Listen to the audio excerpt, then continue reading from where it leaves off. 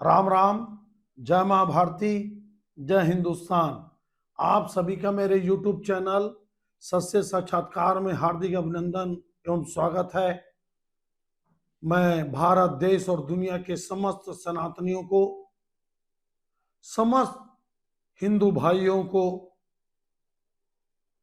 हिंदू परिवारों को नवरात्र के पूर्ण अवसर पर माँ दुर्गा सबकी मनोकामना हम सनातनियों की पूरा करें। आज नवरात्र का द्वितीय दिन है। माँ ब्रह्मचारिणी देवी की आज स्वरूप की पूजा हो रही है। आप सबको नवरात्र की ढेरों शुभकामनाएं, बधाई। आज जो सीबीआई छापा मारी है, 4 राज्यों के 60 जगहों में जो 27 मार्च को जो सीबीआई ने छापा मारा, और केंद्र बिंदु थे भूपेश बघेल और उनके बेटे। छापा था महादेव सट्टा ऐप में कौन कितना पैसा खाया, कैसे पैसा मिला, किसको किसको पैसा गया, और सीबीआई पूरे दस्तावेजों को पढ़ने के बाद लगभग 6-7 महीना सीबीआई रिसर्च करी, सर्च करी, इन्वेस्टिगेशन करी अपने इंटरनली, और उसके बाद देश के 4 राज्यों के 60 जगहों पे ताबड़तोड़ छापे मारी। अब पता चलेगा कि इसके आधार पर गिरफ्तारी या कड़ी कार्रवाई कैसे होती है।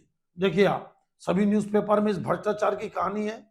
आप सब जानते हैं कि महादेव सट्टा ऐप को चलाने वाले भिलाई के लोग थे, और नीचे से लेकर ऊपर तक, कांस्टेबल से लेकर एडिशनल एसपी से लेकर एसपी से लेकर भूपेश बघेल के ओएसडी से लेकर सौम्या चौरसिया से लेकर कहां तक पैसा गया। इवन 508 करोड़ रुपया का प्रोटेक्शन मनी खुद भूपेश बघेल को लेने का आरोप है, चाहे डायरेक्ट या चैतन्य बघेल के उनके बेटे के द्वारा, या सौम्या चौरसिया के द्वारा, या सूरज कश्यप के द्वारा। देखिए, आप पूरा मनी ट्रेल है पूरा, कि दुबई से पैसा कलकत्ता आता था, कलकत्ता से मतलब जो हवाला कारोबारी है वो दम्मानी के पास रायपुर में आता था, दम्मानी से पैसा कलेक्ट करने वाले कौन थे, वो पैसा कैसे सिपाही के पास जाता था, कौन चंद्रभूषण वर्मा, कौन भीम यादव, कौन आपका मनीष उपाध्याय, कौन रोहित उपल, कौन प्रशांत त्रिपाठी, कौन अमित दुबे। देखिए, सबसे इंपॉर्टेंट चीज, इन लोगों को पावरफुल कौन बना के रखा था? अरे, एसपी के पोस्ट में वरिष्ठ एसपी, आईजी, इतने बड़े बड़े पोस्ट में, फिर 2-2 पद, अभिषेक महेश्वरी को 2-2 पद, इनको बैठाने का काम तो भूपेश बघेल की सरकार ने किया।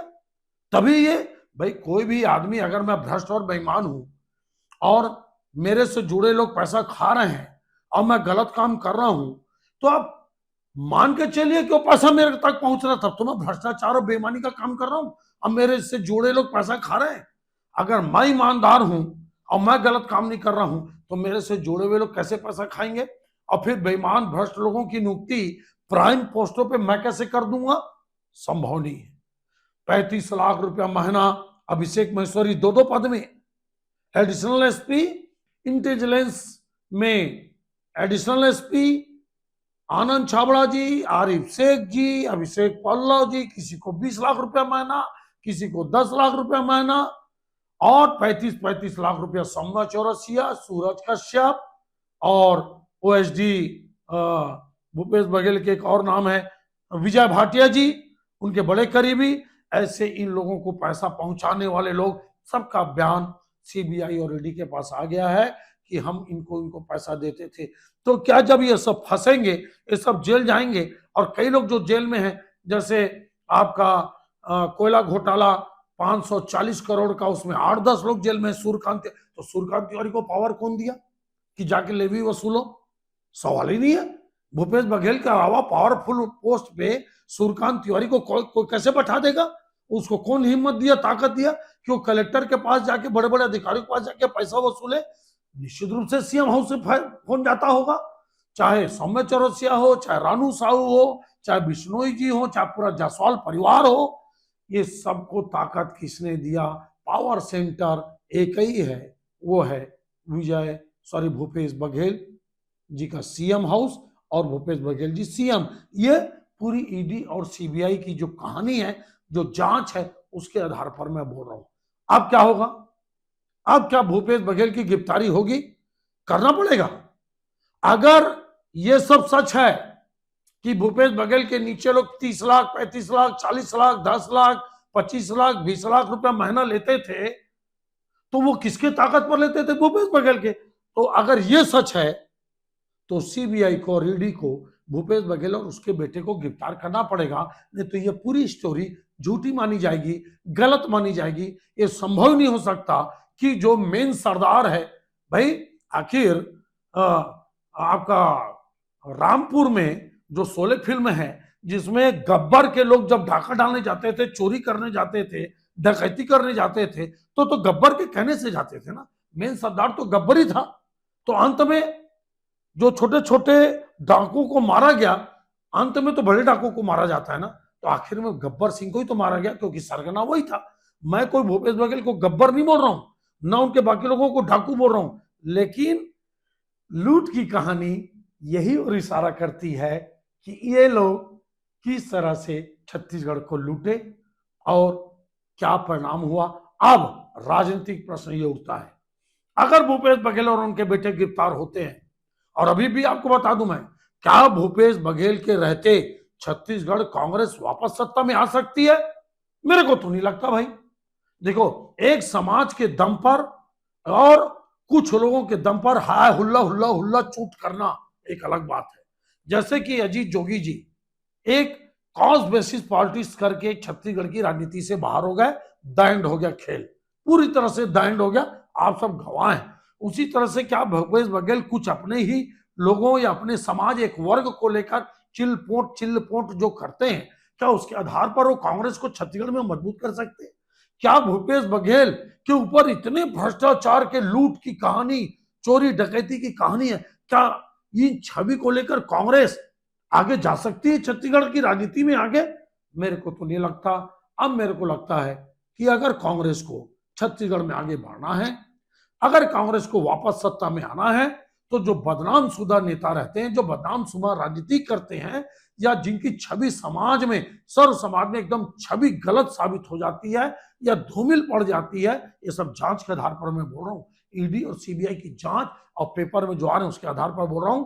और आज नहीं तो कल मेरा अपना मानना है कि भूपेश बघेल जी की गिरफ्तारी तय है, उनके बेटे की गिरफ्तारी तय है, तभी ईडी और सीबीआई की ये जांच है उस पर लोग विश्वास कर पाएंगे। फिर पीएससी का घोटाला आपके सामने है, गोबर घोटाला, गोठान घोटाला, वो तो जीता, हेल्थ घोटाला 411 करोड़ का हेल्थ घोटाला, बाप रे बाप, लूट लूट और लूट की कहानी चारों तरफ दिखाई पड़ती है। मेरे को ये लगता है कि अगर कांग्रेस पार्टी को वापस सत्ता में आना है, अगर कांग्रेस को दमदारी से छत्तीसगढ़ में अपनी राजनीति को आगे बढ़ाना है, तो भूपेश बघेल जी अब लायबिलिटी बन चुके हैं, बोझ बन चुके हैं। उनको छत्तीसगढ़ की राजनीति से हटाना ही पड़ेगा। गांधी परिवार को, खासकर मैं प्रियंका गांधी जी का की तरफ मेरा इशारा है कि प्रियंका गांधी, जैसे हम सुनते हैं कि उनके गॉडफादर वही रॉबर्ट और वही प्रियंका है। मेरे को लगता है कि कांग्रेस को उच्च मूल्यों पे, उच्च मापदंडों पे काम करना चाहिए, और जब तक भूपेश बघेल जी कोर्ट से बरी ना हो जाए, तब तक उनको, कांग्रेस को कोई पद नहीं देना चाहिए, और छत्तीसगढ़ में उनकी राजनीति पे पूर्णतः रोक लगनी चाहिए। हर फैसले पर उनकी रोक लगनी चाहिए, क्योंकि ये बात कांग्रेसी भी दबे जुबान पे करते हैं, छोटा कांग्रेसी या बड़ा कांग्रेसी, कि जब तक भूपेश बघेल छत्तीसगढ़ की राजनीति में एक्टिव रहेंगे, तब तक कांग्रेस आगे नहीं बढ़ सकती, कांग्रेस चल नहीं सकती, कांग्रेस संघर्ष नहीं कर सकती, और कांग्रेस सत्ता में वापस नहीं आ सकती। ये मैं दुराभाव से नहीं बोलता, जो रिकॉर्ड है, जो तथ्य है, जो जांच एजेंसियां हैं, उनके रिपोर्ट के आधार पर मैं बात करता हूं। और सबसे बड़ी बात, जो ग्राउंड में मैं रोज 5-10 गांव लगभग घूमता हूं, जो ग्राउंड में चर्चा चलती है, उस आधार पर मैं बात करता हूं। भूपेश बघेल की राजनीति, जब तक वो जांच में पूरी तरह से क्लीन चिट नहीं हो जाते कोर्ट के माध्यम से, तब तक उनको कांग्रेस से बाहर बैठा देना चाहिए और उनको पद से हटा देना चाहिए, तभी कांग्रेस आगे बढ़ सकती है। ये मेरा आकलन विश्लेषण कैसा लगा? क्या आप भी यही मानते हैं? नहीं मानते तो आप मर्यादित टिप्पणी करिए, कोई दिक्कत नहीं, मैं सब पढ़ता हूं। अच्छा सलाह, अच्छा सुझाव अच्छा लगता है, मैं पढ़ता जरूर हूं। कमेंट्स जरूर करिएगा कि कांग्रेस क्या भूपेश बघेल के भोजा को ढोहार के, जैसे बोझा ढोहार था ना छत्तीसगढ़ी में की थे, मुड़ी में था ज्यादा बोझा रख देवे तो आदमी रेंग नहीं सका है, तो एक बोझा बहुत भारी हो गए भ्रष्टाचार के, तो ये बोझा उतारे पड़ी, तब आदमी दौड़त जाही।